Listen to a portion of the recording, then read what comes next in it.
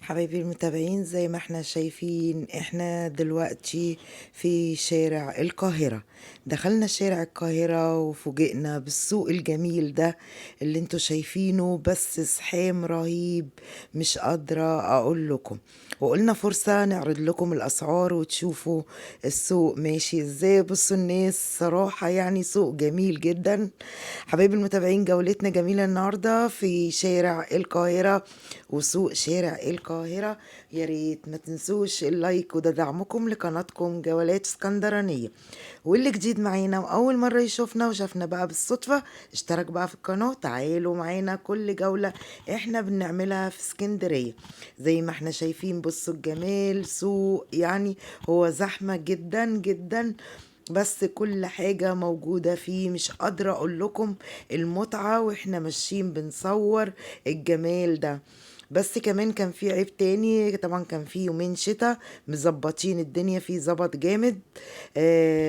بصوا الجمال يعني بصراحة، وخير ربنا ياما كل حاجة موجودة، وفي الرخيص وفي الغالي. الناس على فكرة مبسوطة جدا اللي احنا بنصورها. زي ما انتم شايفين انا بصور طبعا من العربية، ما كنتش هقدر انزل الظبط وكده. طبعا انا لو جايه اشتري كنت هنزل طبعا عشان اشتري مع الناس وكده، لكن انا جايه طبعا بغرض التصوير عشان ننقل لكم الاجواء في شارع القاهره والجمال. بصوا سوق جميل مش قادره اقول لكم كل حاجه بتتباع فيه. طبعا سوق شارع القاهرة في اسكندرية، في سيدي بشر قبلي. أمام محطة القطر سيدي بشر. لو اللي عاوز يعرف المكان ويروح السوق الجميل ده، بصوا كل حاجة بتتباع فيه. وعلى فكرة سوق كبير جدا جدا جدا وطويل، شارع يعني ممكن تتعبوا وما تكملوش. احنا بقى عشان بالعربية طبعا صورته كله. بصوا الكرشة بقى والفشة والعزبان، واللي بيحب طبعا حاجات المصمت دي. طب حتى بصوا الزينة بتاعت راس السنة موجودة. بصوا الفاكهة والخضار. أنا شايفة بقى الأسعار في الرخيص وفي الغالي، يعني سوق فعلا سوق الغلابة يعني بالأخص، بمعنى صحيح زي ما احنا شايفين. حبايبي المتابعين، جولتنا جميلة، كملوا جولتنا في سوق شارع القاهرة. وكنا عايزين نعرف ايه اللي بيحصل في شارع القاهرة. رحنا وشوفنا السوق الجميل ده. صراحة الناس كلها دمها زي العسل، ناس برحبت بينا زي العسل طبعا، زي كل المتابعين بتوعي. كل المتابعين واللي بيتابعوني كلهم زي العسل، وبيدعموا قناتنا قناة جولات اسكندرانية. يلا بقى للناس هيحط اللايك يحطوا دلوقتي عشان نكمل بقى. ماشي.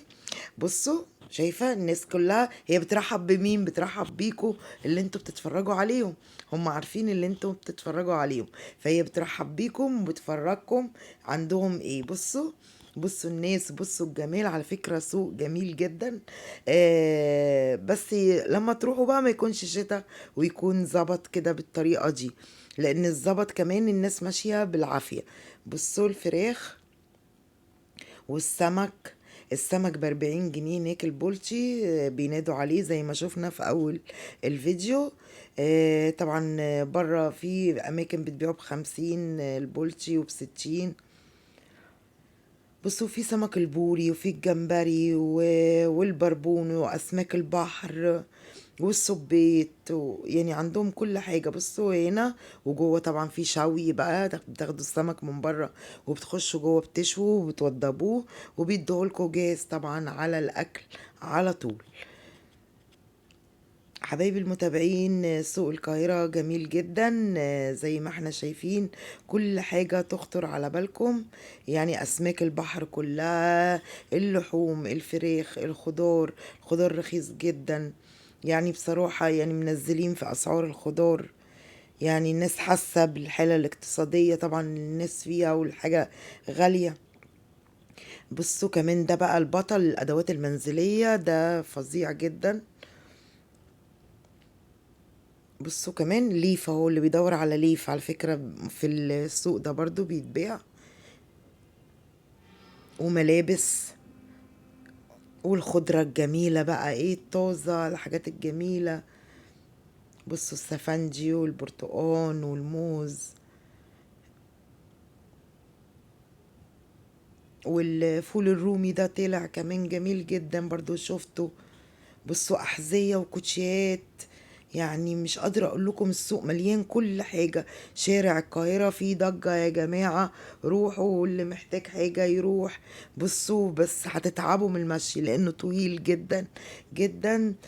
وطبعا حبينا ننقل لكم شارع القاهرة. بصوا الملابس، يعني محلات كمان الملابس بعد الخضار تلاقوا بقى الملابس والكوتشات وملابس البيت وليف تاني اهو. برضو اللي بيدور على ليف تاني يكون عنده زنقة في الليف ولا حاجة اهو، في اتنين بيبيعوا ليف زي ما احنا شايفين.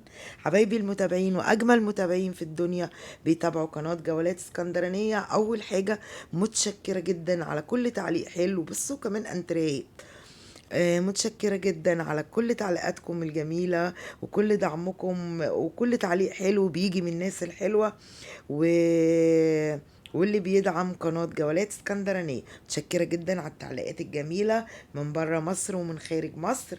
حبايبي المتابعين متشكرة جدا جدا، وانا فرحانة للجماعة اللي خارج مصر ان انا بنقل لهم كل اجواء اسكندرية وبيشوفوا اجواء مصر عامة.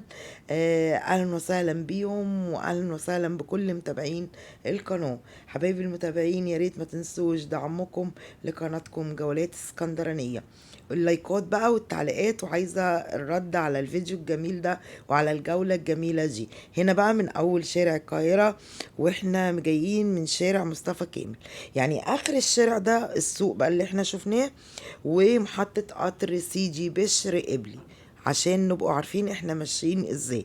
يعني احنا جايين من شارع مصطفى كامل، دخلنا بقى شارع القاهرة وفي الوش على طول كده محطة قطر سيدي بشر قبلي.